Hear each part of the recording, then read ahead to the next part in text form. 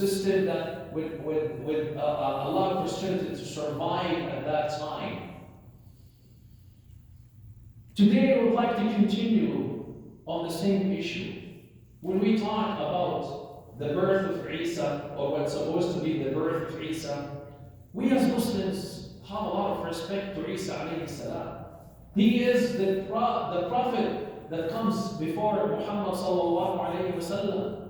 And he is the prophet of Bani Israel, who has the most followers than any other prophets from the chain of Ishaq and Yaqub. So this would make us acknowledge the fact that Isa alayhi salam, the prophet of Allah, has a special place in our heart. As a matter of the fact, all Muslims at all times in different places on earth are looking forward to see Isa alayhi salam once again, because we acknowledge and we believe firmly, it's part of our aqidah, that he's coming back again, and he will be a Muslim who will be leading the Muslim Ummah, will be praying behind one of the leaders of the Muslim Ummah. And this is part of our aqidah, we believe in that. And we believe that he's going to fight all those who claim to be for him to be the son of Allah and declare there is only one religion, which is Islam, that believes in the oneness of Allah Azza wa Jalla. And as a matter of the fact, there are some narrations indicate that he will be inshallah buried in a spot that is still vacant next to the Prophet ﷺ and Abu Bakr and Umar radiallahu anhu. So he will be joining the true ummah of Islam after his death. Today I'd like to explore his life, or start exploring his life in a series of talks. As I said, my next khutbah will be inshallah more about how Allah Azza wa Jalla spoke about Isa in the Quran. But let's go a little bit backward, and explore the Isa, the Ali Imran, which is the family that Isa alayhi salam belongs to. As Allah Azza wa Jalla mentioned in the Quran in Surah Ali Imran, إن الله اصطفى آدم ونوحا وآل إبراهيم وآل عمران على العالمين ذرية بعضها من بعض والله سميع عليم. الله أكبر.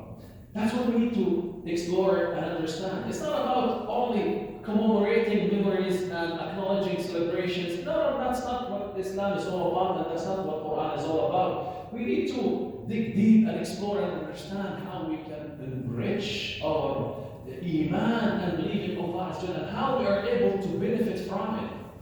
And I need to say that and putting two lines under how we can benefit from it, as we are struggling right now in our communities, or maybe I should say globally as a ummah, or maybe humanity in general is struggling with the structure of this beautiful unit that Allah created, the Usra.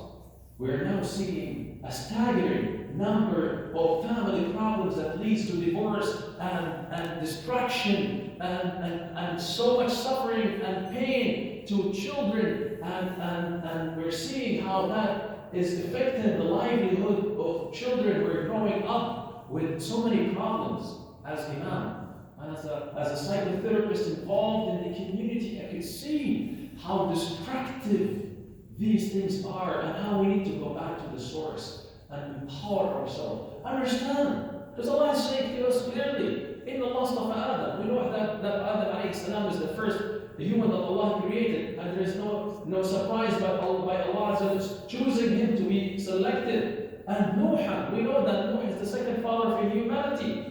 And Ibrahim alayhi salam being the father of all the prophets from himself onwards until Muhammad sallallahu alayhi wa sallam. And what once we surprised with is what Allah will be saying, Al Imran, the family of Imran. And Al is the family, and it is used in the context of honoring the family of Imran, out of honor and respect. وَآلَ عِمْرَانَ ذُرِّيَّةً بَعْضُهَا مِنْ بَعْضٍ. And this is the key word we need to explore and talk about a little bit more today. That Allah has said, ذُرِّيَّةً بَعْضُهَا مِنْ بَعْضٍ. Progeny that they are from each other. from the beginning of creation of earth by Adam alayhi salam, we can trace the ذرية طيبة, as the Prophet sallallahu alayhi wasallam himself indicated that he came from chain of ذرية طيبة, no sifah, no illegal marriage in the chain of the Prophet sallallahu alayhi wasallam. So he's pure, through purity, and he is tayyib, and he came up to seal all the prophets of Allah Azza wa Jal.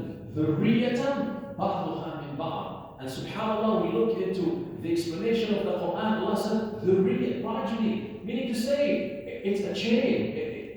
One generation passes the torch to the second generation. And that's what we need to keep in mind. We need to take the torch from those who have raised us on the good values of the deen of Allah Azza wa Jal, and make sure, and I do repeat it again, make sure that you pass the torch to your own children. Make sure that your children are qualified to be able and have the capability to be able to carry the torch of Islam after we leave this dunya. That's what we need to be mindful about as we are seeing, as I said, this unbelievable changes and destruction in the life of humanity in general, when the moral values and the values of the Usra were destroyed in a hidden agenda of groups, certain groups who have no business was to destroy the life of humanity and make them live miserably on earth. Allah has said, ذرية بعضها من بعض. And then he concludes the ayah by saying, Wallahu Samiyun Alim. Allahu Akbar. Why did Allah conclude the ayah by saying Samiyun Alim? Samiyah? Because we will see afterwards how Allah Azza wa Jal was hearing to the dua of the righteous. How Allah Azza wa Jal was alim to what's in the hearts of the parents and what's in the hearts of the children, and how Allah Azza wa Jal the Almighty is alim about the actions of the righteous who were qualified because of their dua, right intentions, and purity in their heart, and their hard work and actions. They were qualified to be ذرية بعضها من بعض. That's what we need to keep in mind. These are lessons we need to be empowered with when we talk about the story of Isa alayhi salam. When we remember the family of Isa. By the way, Al Imran refers to two families, or maybe one family that is, titled by Al Imran, because we know that when the Prophet sallallahu alaihi wasallam went in the journey of Isra and Mi'raj and met Musa alayhi salam in the heaven, he said, I met Musa ibn Imran. And we know that Allah Azza wa Jal had mentioned to us that the Isa alayhi salam is the grandchild of Imran, and Maryam alayhi salam had Ya Ukhta Harun, had a brother whose name is Harun, and Musa alayhi salam had a brother whose name is Harun. So the Mufassirun were saying there could be that Allah is referring to Al Imran, to the family of Musa alayhi salam, or the father of Musa alayhi salam, who was conscious and righteous, and throughout the progeny of his children, all the way to Isa alayhi salam. Or it could be that we have two families who have the same name, but they aren't what they are. They have the same qualifications that made them entitled to be mentioned in the Quran as Al Imran. This is what we need to be mindful about and aware of. Are we as family qualified to be from the progeny of Al Imran? Are we as family qualified to be from the family of Ibrahim alayhi salam? وإذ يرفع إبراهيم القواعد من البيت وإسماعيل ربنا تقبل منا إنك أنت السميع العليم ربنا وابعث فيهم رسولا منهم يتلو عليهم آياتك ويزكيهم ويعلمهم الكتاب والحكمة إنك أنت العزيز الحكيم.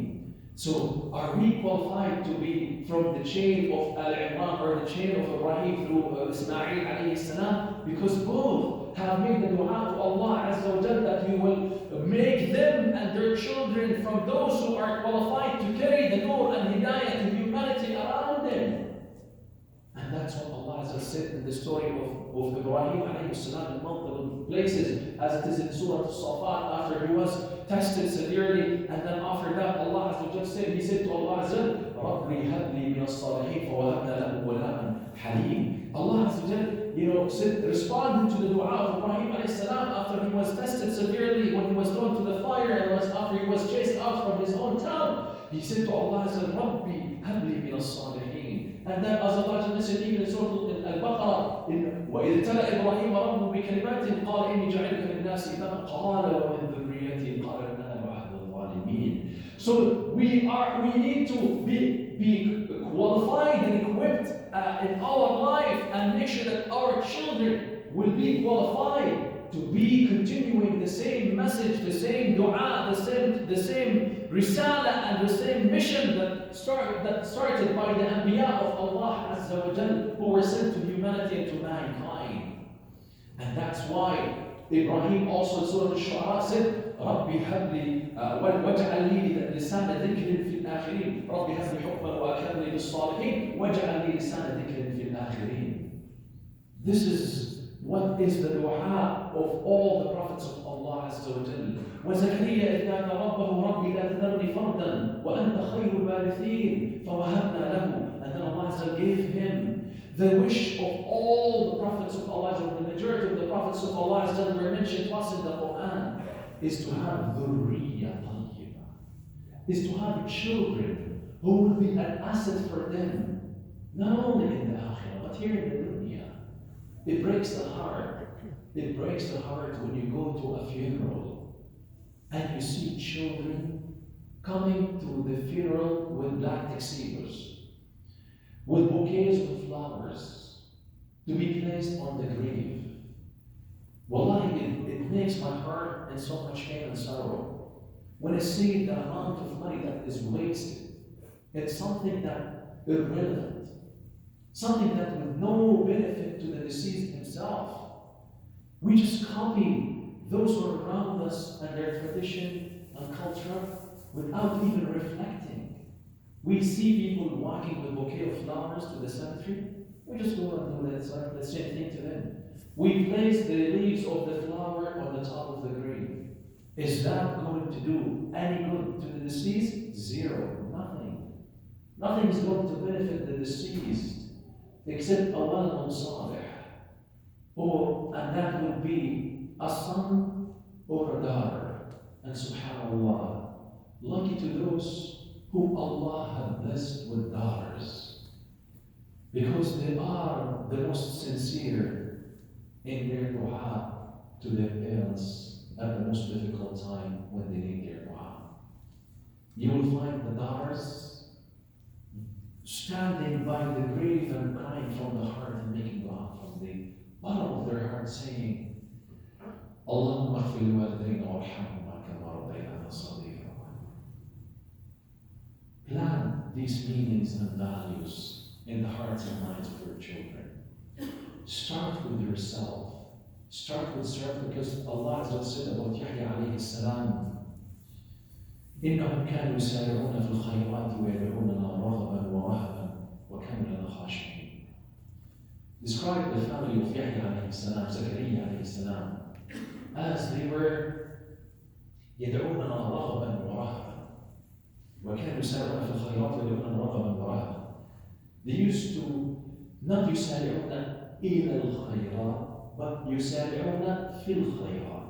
And there's a big difference.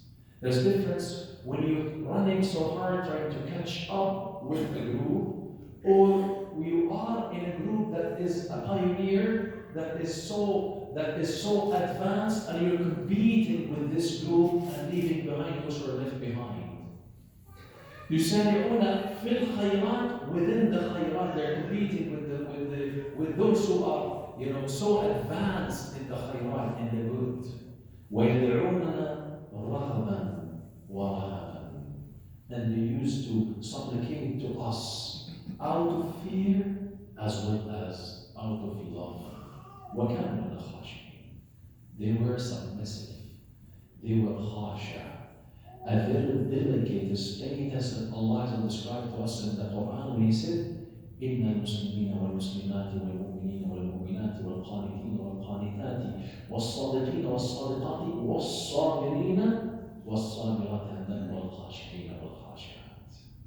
You will not be able to achieve the status of khushu' until you are Muslim, mu'min, qanit, sadiq, sabir, and then you will be blessed with the khushu' in your dua and in your salah and your Quran recitation.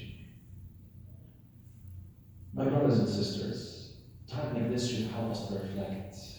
If Allah blessed the wife of Imran and blessed Imran himself to have a conscious woman, a righteous woman, whom Allah Azza wa Jal had blessed to be the grandmother of a prophet of Allah Azza wa Jal by the name of Isa alayhi salam.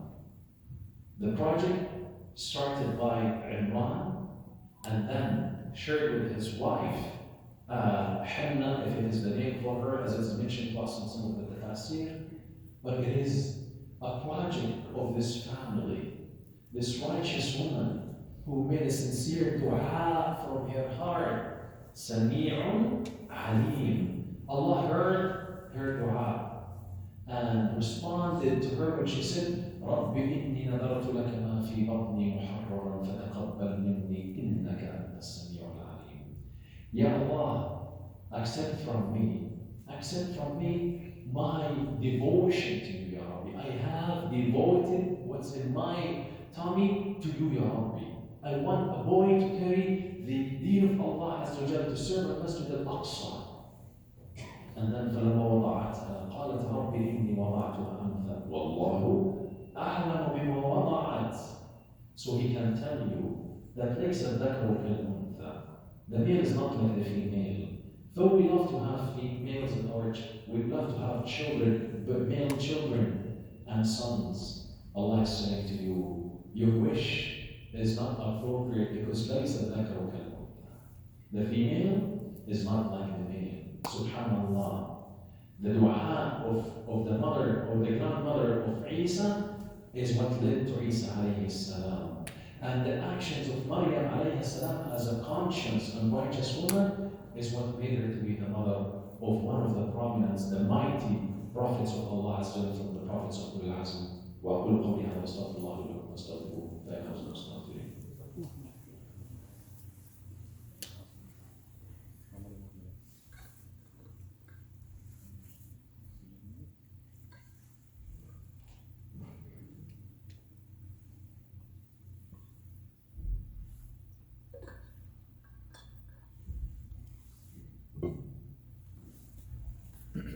الحمد لله نحمده ونستعينه ونستهديه ونستغفره ونعوذ بالله من شرور انفسنا وسيئات اعمالنا من يهده الله فهو المهتد ومن يضلل فلن تجد له وليا مرشدا. ذرية بعضها من بعض والله سميع to your dua. Your supplications in the darkness of the night, your dua to your children. ربي هب لي من الصالحين. اللهم اجعلنا رحمة وبركات من عندك يا حميد يا مجيد. And عليم to your actions. Be from those who are يسارعون في الخيرات ويدعون رغبا ورهبا وكانوا لنا خاشعين. إن الله وملائكته يصلون على النبي يا أيها الذين آمنوا صلوا عليه وسلموا تسليما. اللهم صل على محمد وعلى آل محمد كما صليت على إبراهيم وعلى آل إبراهيم وبارك اللهم على محمد وعلى آل محمد كما باركت على إبراهيم في العالمين إنك حميد مجيد. اللهم إنا عبيدك ابناء عبيدك أبناء إيمانك نواصينا يا رب بيدك ماض فينا حكمك عدل فينا قضاؤك. نسألك اللهم بكل اسم هو لك سميت به نفسك أنزلته في كتابك أو علمته أحد من خلقك أو استأثرت به في علم الغيب عندك بأن تجعل القرآن العظيم ربيع قلوبنا يا رب. اجعله جلالا لهمومنا وأحزاننا يا أرحم الراحمين. اللهم نسألك بأنك أنت الرحمن والرحيم الملك القدوس السلام المؤمن المهيمن العزيز الجبار المتكبر بأن تهب لنا من ذريتنا وأزواجنا وذرياتنا قرة أعين وتجعلنا للمتقين إماما. ربي أوزعني شكر نعمتك التي أنعمت علي وعلى والدي يا رب وأن أعمل صالحا ترضاه وأصلح لي في ذريتي إني تبت إليك ومن المسلمين. يا رب اجعلنا مارين في آبائنا في حياتهم وبعد مماتهم. يا رب اجعل أبناءنا وبناتنا بارين بنا يا أرحم الراحمين. اهدنا واجعلنا سببا لمن اهتدى يا أرحم الراحمين. هب لنا الموت توبة وعند الموت شهادة، وارحمنا فإنك على كل شيء قدير. وصلى الله على سيدنا محمد وعلى آله وصحبه